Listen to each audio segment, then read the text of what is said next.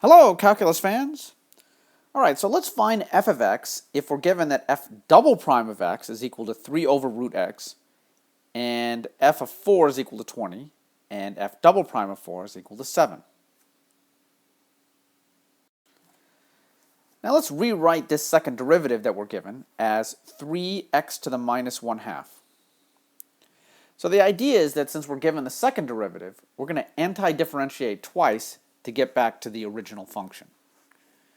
Okay, let's compute one antiderivative. So anti-differentiating once, we end up with 6x to the 1/2 plus c. Okay, so where did the 6 come from? Well, we're using the power rule, so we add a power to the minus 1/2, and that's how we end up with a positive 1/2. And then we have to divide by that new power. So essentially, to get from the 3 to the 6, we have to do 3 divided by 1/2. Well, 3 divided by 1/2 is the same thing as 3 multiplied by 2. So we've got 6x to the 1/2 plus c. Okay, now we're going to solve for c, and we're going to do that by using this piece of information that we were given, the fact that f prime of 4 is equal to 7. So when we plug in x equals 4, the output is supposed to be 7, so it's going to look like this. 7 is equal to 6 times 4 to the 1/2 plus c. Now, 4 to the 1/2 is just 2, so here's what we end up with.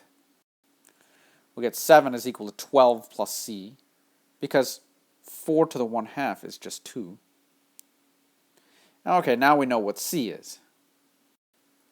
We'll get c is equal to negative 5.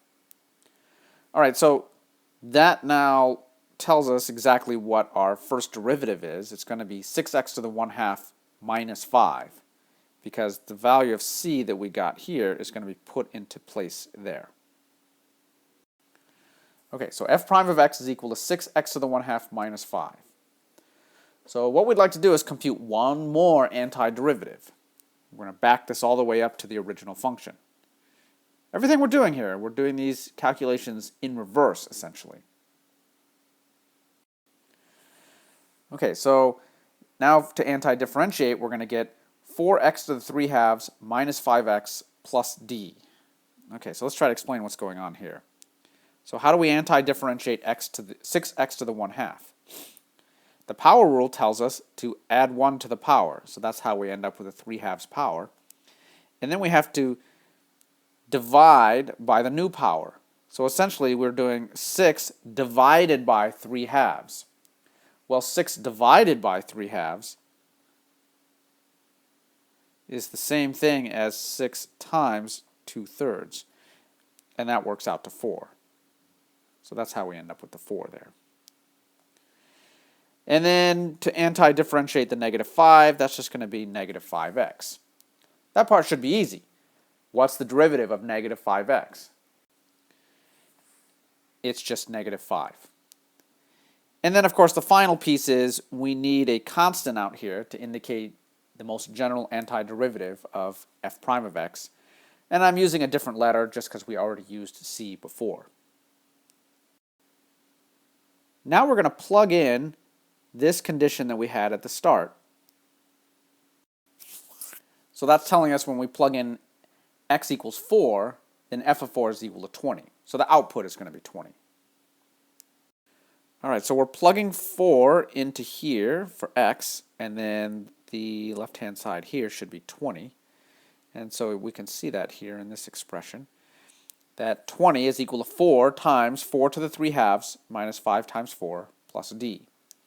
We're basically going to use this to solve for d, just as we did when we anti-differentiated for the first time. 4 to the 3/2 is equal to 8. 5 times 4 is 20. Okay, so now we've got our value of d. It all works out to d equals 8. So now we take that value of d, put it back into here, and we've got our final answer. This is the original function that we backed up to. Okay, that's all for now.